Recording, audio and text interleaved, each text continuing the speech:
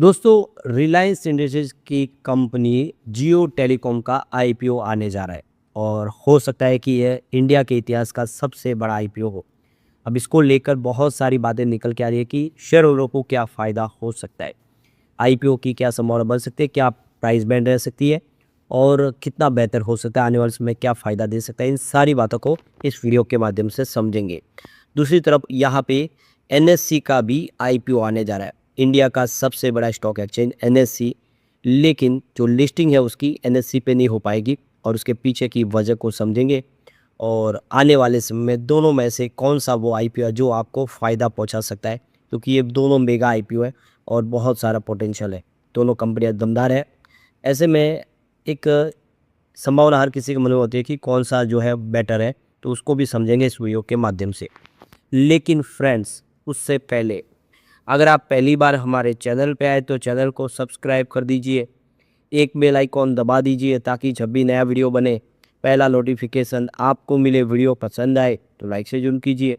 चलो friends, video start करते हैं। मैं हूँ आपका दोस्त एस बी दवे और हमारे अपने चैनल को ऑनलाइन कमाई में आपका बहुत बहुत स्वागत है। तो आखिरकार वो घड़ी आ चुकी है जिसका इंतज़ार था। मुकेश अंबानी ने घोषणा पे मोहर लगा दी है, जिसका इंतज़ार लंबे समय से निवेशक कर रहे थे। जियो प्लेटफॉर्म का मेगा आईपीओ बस अब आने ही वाला है। अनुमान है कि यह जो आईपीओ है वो 35,000 करोड़ से लेके 40,000 करोड़ रुपए के बीच हो सकता है। पहली नज़र में यह खबर रिलायंस इंडस्ट्रीज के शेयरधारकों के लिए खुशखबरी लग सकती है, लेकिन बाजार के जो एक्सपर्ट है उनका मानना है कि तस्वीर उतनी सीधी नहीं है जितनी दिखाई देती है। तो यहाँ पे जियो के आईपीओ में आखिर खास बात क्या है? तो जियो प्लेटफॉर्म का आईपीओ 27 करोड़ नए इक्विटी शेयर बाजार में लेकर आएगा। इस इशू से जुटाई गई जो राशि है उसमें से 27,500 करोड़ रुपए का इस्तेमाल कर्ज चुकाने के लिए किया जाएगा, यानी 27,500 करोड़ से कर्ज चुकाया जाएगा, जबकि बाकी की रकम सामान्य कॉर्पोरेट जरूरतों पे खर्च होगी। भारत के डिजिटल और टेलीकॉम सेक्टर की सबसे प्रभावशाली कंपनियों में शामिल जियो की लिस्टिंग को लेकर बाजार में ज़बरदस्त उत्साह है। कई निवेशकों को उम्मीद है कि इससे रिलायंस इंडस्ट्रीज के शेयर में भी तेजी देखने को मिल सकती है। अब यहाँ पे जो इंतजार करें निवेशक जिन्होंने रिलायंस में निवेश किया है उनको यहाँ पे उतना बड़ा फ़ायदा नहीं मिलेगा। तो यहीं पर कहानी में बड़ा मोड़ आ जाता है। ब्रोकेज हाउस नोमा इंस्टीट्यूट ऑफ इक्विटीज़ का कहना है कि जियो की लिस्टिंग भले ही प्रीमियम वैल्यूएशन पे हो, लेकिन इसका पूरा फ़ायदा रिलायंस इंडस्ट्रीज के शेयरों में दिखाई दे, ये ज़रूरी नहीं है। तो इसकी सबसे बड़ी वजह है होल्डिंग कंपनी डिस्काउंट। बाजार आमतौर पर किसी सहायक कंपनी सब्सिडीज को उसकी मूल कंपनी की तुलना में ज़्यादा वैल्यू देता है। यही कारण है कि नोमा रिलायंस के डिजिटल और रिटेल बिजनेस का मूल्यांकन करते समय अभी भी 20% का होल्डिंग कंपनी डिस्काउंट लागू कर रहा है। अगर इसको आसान भाषाओं में समझे तो अगर जियो की वैल्यूएशन उम्मीद से कहीं ज़्यादा निकलती है तब भी उसका पूरा जो लाभ है वो रिलायंस के शेयरधारकों तक नहीं पहुँच पाएगा। तो रिलायंस के पास अब जियो की 100% हिस्सेदारी नहीं है। तो ये महत्वपूर्ण तथ्य है कि इसमें बहुत सारे निवेशक हैं, अकेली जियो प्लेटफॉर्म मालिक नहीं है। मेटा, गूगल, सिल्वर लेक और इसके अलावा के आर जियो जैसे जो बड़े हिस्सेदारी भी रखते हैं।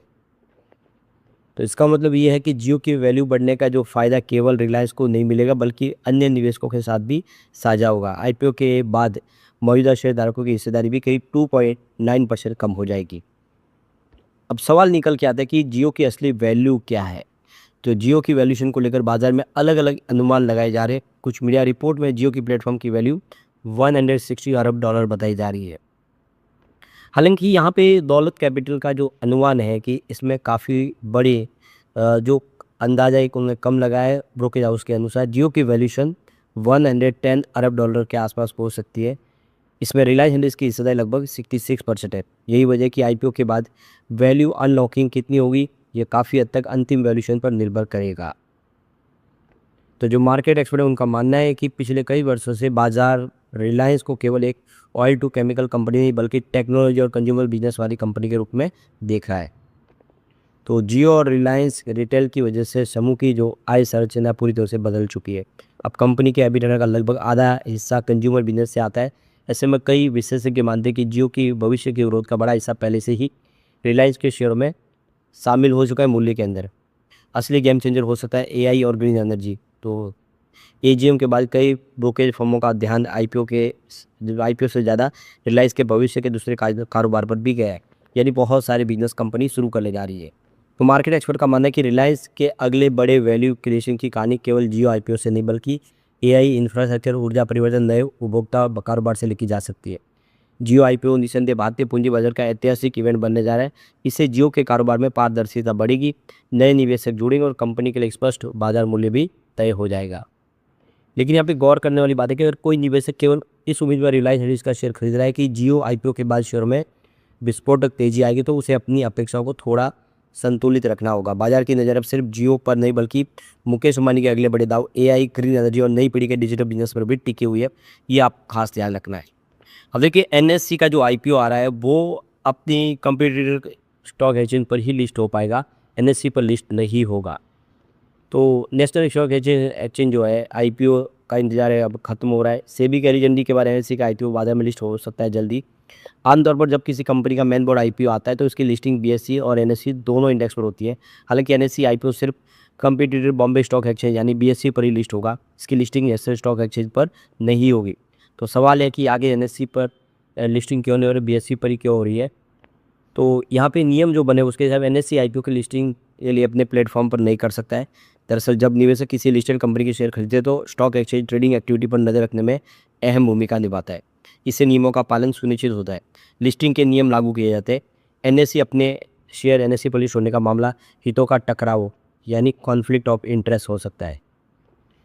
तो इससे स्थिति जो बनी है उससे बचने के लिए भारतीय नियम किसी स्टॉक एक्सचेंज को अपनी ट्रेडिंग प्लेटफॉर्म पर अपने शेयर की लिस्ट होने की इजाज़त नहीं देता है, यानी खुद ही अपने प्लेटफॉर्म पर वो लिस्ट नहीं हो सकते। यही वजह है कि बीएसई पर इसकी लिस्टिंग होगी और उसके आप देखें इससे पहले बीएसई की जो लिस्टिंग है वो बीएसई पर नहीं हुई, सिर्फ एनएससी पर लिस्टिंग हुई थी। तो ये भी आपको ध्यान रखना है। लेकिन एक्सचेंज मजबूत है और यहाँ पे आने वाले समय तूफान की तेज़ी देखने को मिल सकती है, क्योंकि जो बड़े निवेशक है चाहे वो मोतीलाल ओसवाल हो या फिर एलआईसी हो, झुनझुनवाला हो, ये सब अपने शेयर नहीं बेच रहे इस आईपीओ के अंदर। तो इससे समझ में आ रहा है कि उनको लग रहा है कि आने वाले समय आईपीओ कमाल करेगा। यहाँ पे गौर करने वाली है कि बीएसई ने ऑलरेडी एनएससी की प्रस्तावित लिस्टिंग के लिए सैद्धांतिक मंजूरी भी दे दी है, यानी यहाँ पे लिस्टिंग आराम से हो सकती है।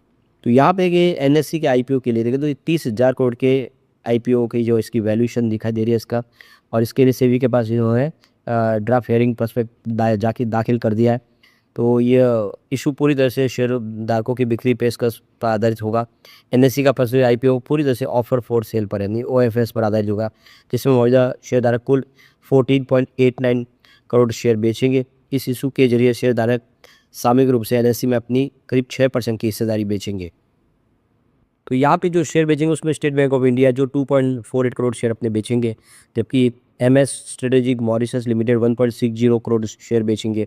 एसबीआई की एनएससी में 3.23% की हिस्सेदारी है, जबकि उनकी सब्सिडी एसबीआई कैपिटल मार्केट का पास भी 4.33% की हिस्सेदारी है। Stock holding corporation of India के पास 4.44% की हिस्सेदारी है।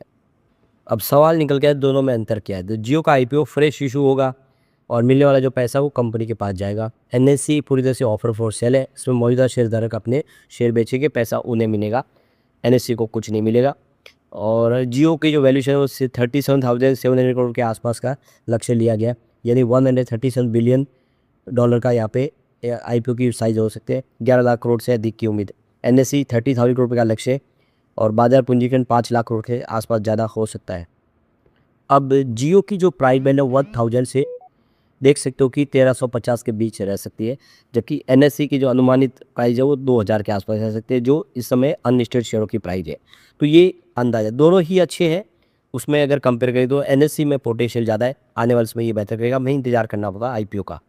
लेकिन फ्रेंड्स, कोई भी इन्वेस्टमेंट करने से पहले अपने फाइनेंशियल एडवाइजर से एडवाइस ले लें या अपना खुद का रिसर्च करें, क्योंकि मैंने वीडियो आपके एजुकेशनल पर्पज़ के लिए ही बनाया। वीडियो पसंद आए तो लाइक से जरूर कीजिए और चैनल को सब्सक्राइब कर दीजिए। Thank you friends.